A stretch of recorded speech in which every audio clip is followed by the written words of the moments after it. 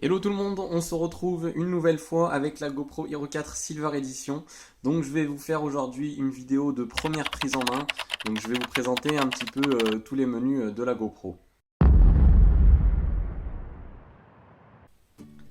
Et on se retrouve donc directement sur le menu principal de la GoPro avec toutes les fonctionnalités ou presque. Donc le mode vidéo, le mode photo, le mode timelapse, le mode playback pour regarder ce qu'on a filmé et le mode setup pour les paramètres.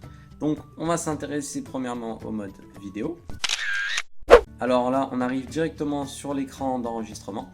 Donc là on va voir un petit peu tous les paramètres qu'elle propose.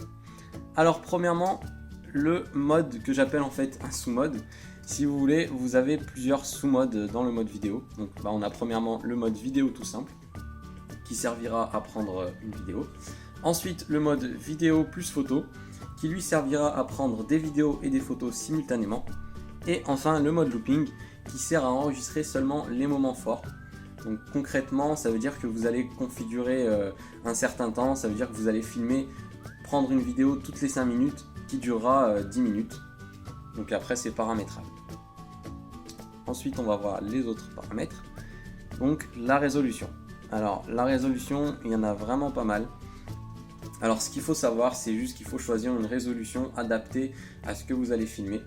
C'est-à-dire qu'il faut bien prendre en compte que derrière une résolution, il y a aussi un nombre d'images par seconde. Alors voilà, si vous prenez par exemple la 4K, ça sera que 15 images par seconde, donc 15 images par seconde, ça sera pas très fluide. Donc il faudra par exemple prendre un plan fixe où il n'y a pas trop de mouvement. Après, si vous voulez faire des ralentis, moi je vous conseille plus la 720p en 120 images par seconde pour de très gros ralentis.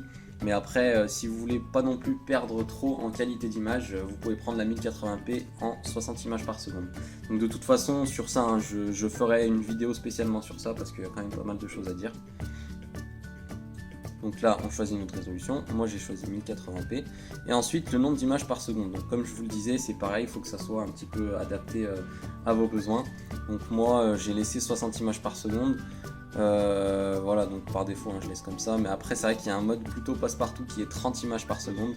Si vous faites pas de ralenti bien sûr, ça prend une très bonne qualité et même au niveau de la lumière c'est vraiment pas mal. Voilà. Ensuite on a l'angle de vue, donc on peut choisir entre wide, medium et narrow. Alors on a le grand angle, l'angle moyen et le petit angle. Donc il faut savoir qu'il y aura une différence au niveau de la distorsion. Donc pour ceux qui ne savent pas ce que c'est en fait moi ce que j'appelle l'effet GoPro. Ça veut dire qu'on a des arrondis sur le côté, donc comme vous pouvez le voir à l'image, hein, sur des tours, ou voilà, moi j'aime bien cet effet, je trouve que ça fait son charme. Et donc ensuite vous avez le mode low light.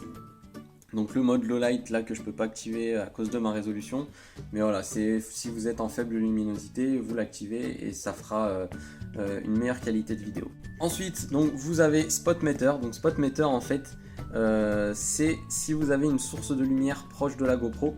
Donc je vais donner un exemple, si vous filmez la route avec la GoPro fixée sur le pare-brise, que c'est la nuit, voilà, la source de lumière ça sera vos phares. Donc là ça sera mieux d'activer ça. Et comme ça vous aurez une meilleure qualité d'image. Et enfin le mode ProTune qui sert en fait aux personnes qui aiment bien faire de la retouche d'image derrière leur vidéo. Ça veut dire que concrètement la vidéo sera prise avec des images plus ternes, plus neutres, mais ensuite ça favorise la retouche d'image. Voilà. Donc on a fini pour ce mode vidéo. Je vais juste rajouter qu'on peut voir ici en bas les paramètres qu'on a mis en place. Donc là on sait qu'on filme en 1080p à 30 images par seconde avec l'angle wide. Et ensuite on voit ici la batterie et le nombre de minutes qu'il nous reste à filmer. Donc après ça dépend des cartes. On va maintenant s'intéresser au mode photo. Alors pareil que pour la vidéo, on a des sous-modes. Donc un premier mode photo tout simple. En appuyant sur le bouton en haut, on prend sa photo. Ensuite, on a le mode Continuous qui permet de prendre des photos en fait en continu en restant appuyé justement sur ce bouton en continu. Ensuite, le mode Night qui permet de prendre des photos pendant la nuit, donc pendant une faible luminosité. Je voulais pas mettre Continuous, je vais revenir là. Ensuite, on a la résolution, donc voilà, on choisit le nombre de mégapixels et il y a un angle qui est associé. Donc c'est pareil, hein, si vous voulez moins de distorsion, vous prenez médium. Voilà. Ensuite, pareil que pour la vidéo, Spotmeter et ProTune, donc je vais pas vous réexpliquer, c'est le même principe. On va maintenant aller sur le mode timelapse. Donc, il y a aussi 3 sous-modes. Donc, on a un premier mode burst qui est vraiment pas mal, qui permet en fait de prendre, comme vous voyez à l'écran, 30 images en 1 seconde, et après en faisant une retouche d'image, d'afficher, de réunir en fait tous les clichés qu'on a pris en une seule image. Donc on peut voir par exemple, voilà, si vous faites un saut à vélo ou à moto, tous les clichés, voilà, tous les mouvements que vous avez fait qui sont réunis en une seule image, ça fait vraiment un effet assez stylé. Ensuite, on a le mode timelapse. Alors, je vais quand même rappeler ce que c'est, même si je pense que bon nombre d'entre vous connaissent déjà. Donc le mode timelapse, c'est en fait prendre une photo toutes les X secondes, donc toutes les 2 secondes, toutes les 5 secondes, pour ensuite les réunir et faire une vidéo qui donnera un effet accéléré. Donc comme vous avez pu voir à l'écran, hein, c'est vraiment pas mal aussi et c'est vraiment très simple à réaliser. Je pense que je vous ferai aussi des petits tutos là-dessus. Et enfin, le mode nightlapse, donc c'est le même principe que le mode timelapse, sauf que c'est un timelapse de nuit.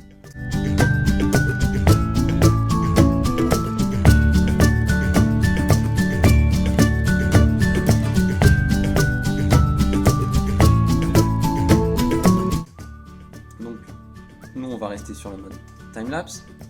Donc comme je vous disais, après il faut configurer un intervalle de photos par seconde. Ensuite, c'est pareil, on choisit la résolution. Donc là, c'est pareil que pour les photos, hein, vous choisissez soit 12 mégapixels et aussi selon l'angle de vue à laquelle vous voulez prendre vos photos.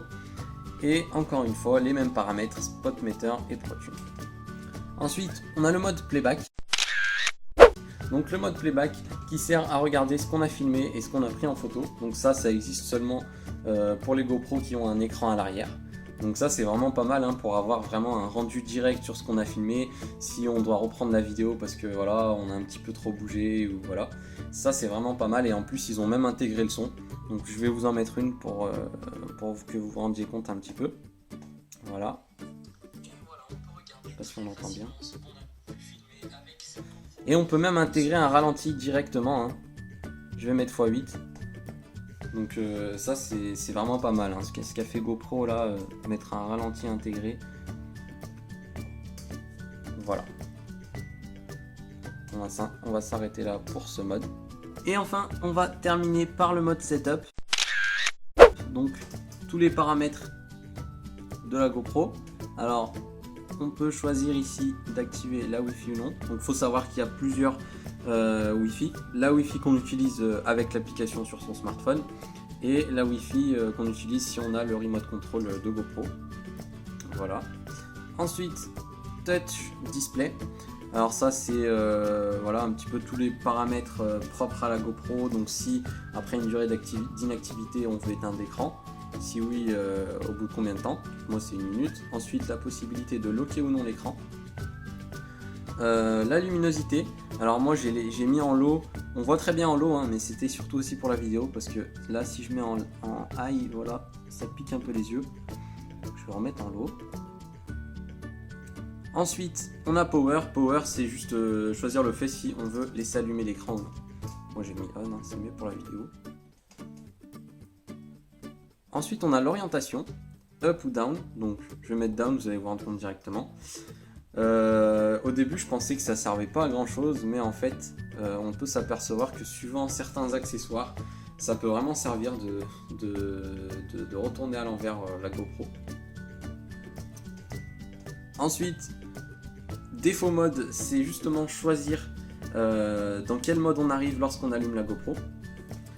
Quick Capture, c'est le fait de directement, alors que la GoPro est éteinte, appuyer sur ce bouton et on prend directement une vidéo. Ensuite LED, c'est les LED, hein, qui s'allument lorsqu'on enregistre, donc si on veut les allumer ou pas. Bip, c'est le bruit que la GoPro fait si on appuie sur des touches, donc moi je l'ai désactivé, là je l'ai réactivé, voilà ce que ça fait. Hop. Je trouve que ça prend de la batterie pour rien, donc je vais remettre off. Ensuite on a vidéo format, donc on choisit entre NTSC et PAL. NTSC je crois que c'est une norme américaine et PAL une norme européenne, mais de toute façon les deux normes hein, sont compatibles maintenant avec tous les lecteurs d'aujourd'hui, donc il n'y a pas de souci pour ça. Ensuite on-screen display, c'est juste à savoir si vous voulez afficher ou non les différentes infos pendant la prise de vidéo ou pendant que vous regardez une vidéo sur votre GoPro. Auto off, c'est si pendant une durée d'inactivité la GoPro s'éteint. Date time, delay et caméra reset, donc delay si vous voulez tout formater la GoPro et caméra reset si vous voulez réinitialiser la GoPro. Donc voilà, je pense qu'on a fait le tour un petit peu de tous les menus. Il reste ici un petit bouton dont je n'ai pas parlé, c'est le bouton paramètres qui sert en fait directement à accéder aux paramètres lorsqu'on appuie sur ce bouton. Donc si on est sur un mode vidéo, photo ou timelapse, ça affichera les paramètres en question. Et si on reste appuyé dessus, je crois que on active la Wi-Fi, comme on peut le voir ici. Voilà, cette vidéo est maintenant terminée, j'espère que ça vous aura aidé. Si vous avez des questions, n'hésitez pas à me les mettre en commentaire. Si vous avez aimé, mettez-moi un pouce vert. Et n'oubliez pas, vous pouvez aussi vous abonner. Moi je vous dis à de prochaines vidéos. Bye!